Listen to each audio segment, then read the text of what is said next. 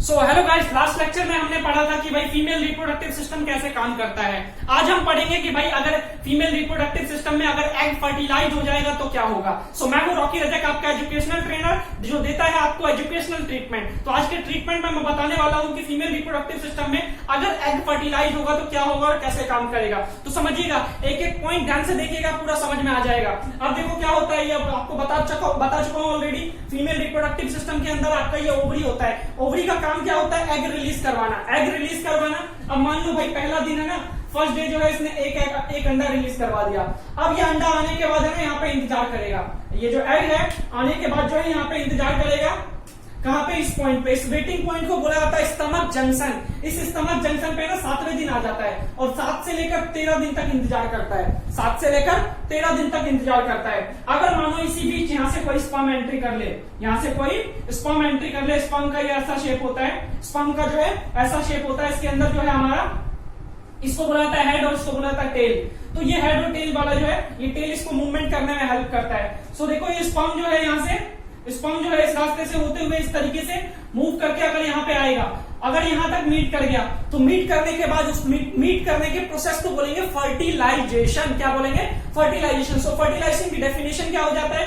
Fusion of male and female gametes is called fertilization. और जब fertilisation हो जाता है ना, तो फर्टिलाइजेशन के बाद एक नया सेल बनता है जिसको बोलते हैं जाइगोट। फर्टिलाइजेशन के बाद जैसे मान लो ये हमारा क्या है, मेल फीमेल गैमेट्स, और ये जो है हमारा मेल गैमेट्स है। मेल गैमेट्स और फीमेल गैमेट्स आपस में मीट करेंगे और मीट करने के बाद जो एक नया सेल बनेगा उसको बोला जाएगा जाइगोट। और जाइगोट के अंदर further mitosis meiosis cell division होगा, जिसके बाद हमारे पास बनेगा एम्ब्रियो।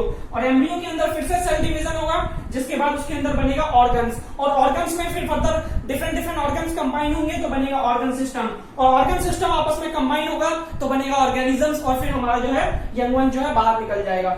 ये प्रोसेस समझिएगा। अब देखो स्पर्म जो है यहाँ मूव करके आया और मूव करके आएगा, जैसे इससे मीट करेगा, मीट करने के बाद इसको क्या करेगा? फर्टिलाइज कर देगा। एग फर्टिलाइज हो जाएगा तो हमारा क्या बन जाएगा? जाइगोट बन जाएगा। फर्टिलाइजेशन के बाद नया सेल बनेगा जाइगोट। अब जाइगोट जब बन जाएगा ना, तो जाइगोट बनने के बाद हमारा जो काम है ना बन गया, हमारी प्रेगनेंसी का काम बन गया।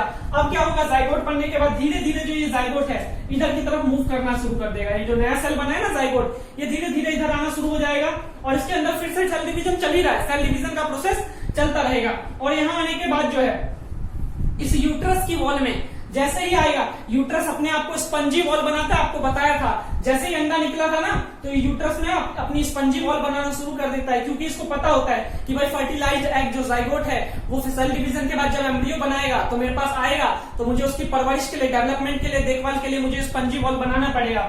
दैट्स व्हाई ये स्पंजी वॉल बनाता है। और ये स्पंजी वॉल में ना ये अटैच हो जाता है, ये ना फिंगर लाइक प्रोजेक्शन से ना अटैच हो जाता है इधर से, ये दोनों साइड, इधर से भी, ऊपर से भी, नीचे से भी, चारों साइड से। और इसके अंदर धीरे धीरे जो है सेल डिवीजन होता रहेगा। उससे फिर धीरे धीरे एम्ब्रियो से, जाइगोट से एम्ब्रियो, एम्ब्रियो से ऑर्गन्स बनने शुरू हो जाएंगे। और एक एक ऑर्गन्स आपस में कंबाइन होने के बाद ऑर्गन सिस्टम बनेगा। फर्दर ऑर्गन सिस्टम कंबाइन होगा तो ऑर्गन सिस्टम कंबाइन होने के बाद जो है ह्यूमन बीइंग, मतलब पूरा का पूरा यंग वंस बन जाएगा। और ये पूरा का पूरा बनने में जो बच्चों समय लगता है ना, 9 महीने का समय लगता है। 9 महीने का समय लगता है। उस टाइम पीरियड को बोलते हैं गेस्टेशन पीरियड। याद रखना, उस टाइम पीरियड को क्या बोलेंगे? Gestation period. अब इस गेस्टेशन पीरियड में हमारा ह्यूमन बीइंग्स बन गया और इसकी परवरिश कहाँ हो रही है? यूट्रस के अंदर। और यूट्रस के अंदर जब परवरिश हो रही होती है ना, तो उस दौरान कि हमसे पूछा जाता है कि भाई जो इसको खाना कैसे मिलेगा, हमारा जो ये यंग वंस है उसको खाना कैसे मिलेगा। तो बच्चों इस खाना देने के लिए ना, इसको नरिशमेंट प्रोवाइड करने के लिए, न्यूट्रिशन देने के लिए इस एम्ब्रियो और इसके अलावा जो ये हमारा यूट्रस है, इसके बीच में एक पाइपलाइन डिस्क लाइक स्ट्रक्चर, एक स्पेशल ट्यूब अटैच होता है। एक स्पेशल ट्यूब अटैच होता है। इस स्पेशल ट्यूब को बोलते हैं प्लेसेंटा। इस स्पेशल ट्यूब को क्या बोलेंगे? प्लेसेंटा। प्लेसेंटा का क्या होता है स्ट्रक्चर? आपसे पूछा जाता है, डायरेक्ट क्वेश्चन आता है, What do you mean by placenta? Write its function. Placenta क्या हो जाएगा? प्लेसेंटा एक स्पेशल टिश्यू है। प्लेसेंटा एक स्पेशल टिश्यू है जो कि आपका यूट्रस की वॉल से अटैच होता है और इसके अलावा फीमेल मेल जो आपका एम्ब्रियो है उससे अटैच होता है। इसका काम क्या होता है कि भाई जो मदर बॉडी है ना, मदर बॉडी के ब्लड से है ना न्यूट्रिशन को एब्जॉर्ब करेगा, डाइजेस्टेड जो ग्लूकोज है उसको एब्जॉर्ब करेगा और बच्चे तक पहुंचाएगा। इसके अलावा माँ बाप मम्मी से ऑक्सीजन भी लेगा, मदर बॉडी के ब्लड से ऑक्सीजन भी लेगा और एम्ब्रियो को देगा। मतलब कि ऑक्सीजन का सप्लाई और न्यूट्रिशन का सप्लाई की कोई कमी ना रहे। कौन ध्यान रखता है? प्लेसेंटा। इसके अलावा जब ये बच्चा खाना खाएगा, 9 महीने तक रहेगा, कुछ वेस्ट प्रोडक्ट प्रोड्यूस करेगा, तो उस वेस्ट प्रोडक्ट को रिमूव करवाने के लिए ये प्लेसेंटा वापस भी लेकर आता है। तो प्लेसेंटा के 3 काम है, ऑक्सीजन और ग्लूकोज का सप्लाई करना, देन उसके बाद जो है उसके अंदर जो वेस्ट प्रोडक्ट बना है उस वेस्ट प्रोडक्ट को भी रिमूव करवाने का काम करता है। ये काम होता है प्लेसेंटा का, और ये पूरा का पूरा प्रोसेस 9 महीने तक लगातार चलता रहता है। और जब ये 9 महीने का टाइम पूरा होता है ना, तो फीमेल बॉडी के अंदर एक हार्मोन रिलीज होता है, ऑक्सीटोसिन। लिख लेना, ये ऑक्सीटोसिन।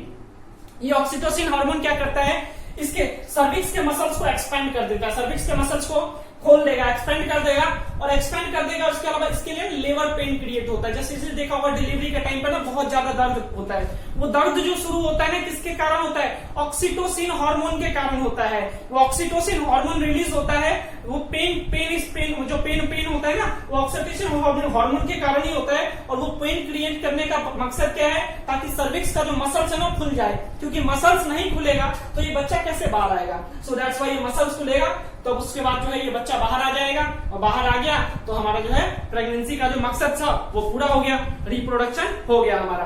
तो ये पूरा का पूरा प्रोसेस जो है चलता है हमारा फीमेल बॉडी के अंदर होता है। और ये आपको बताया कि अगर एग फर्टिलाइज होगा तो क्या होगा, एक बार फिर से ब्रीफ में समझ लेना। सबसे पहले क्या हुआ, ओवरी ने एग रिलीज किया, एग रिलीज करने के बाद स्टमक जंक्शन पे वेट किया, वेट करने के बाद जो है स्पर्म आया, स्पर्म ने मीट किया, मीट करने के प्रोसेस को बोलेंगे फर्टिलाइजेशन। फर्टिलाइजेशन होने के बाद नया सेल बनाया जाइगोट। जाइगोट जो है कहाँ आया, यूट्रस में। यूट्रस में सेल डिवीजन हुआ जिससे बना एम्ब्रियो।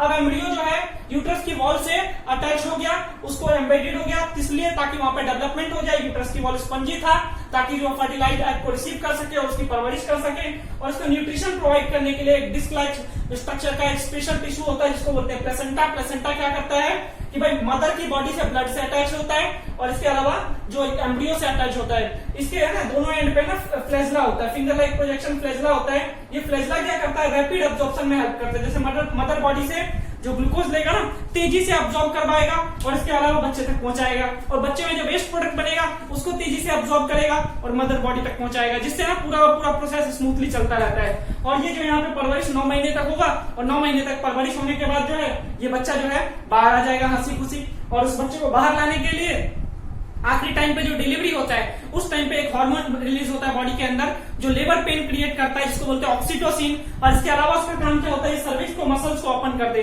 ताकि जो है हमारा बच्चा जो है आसानी से बाहर आ सके।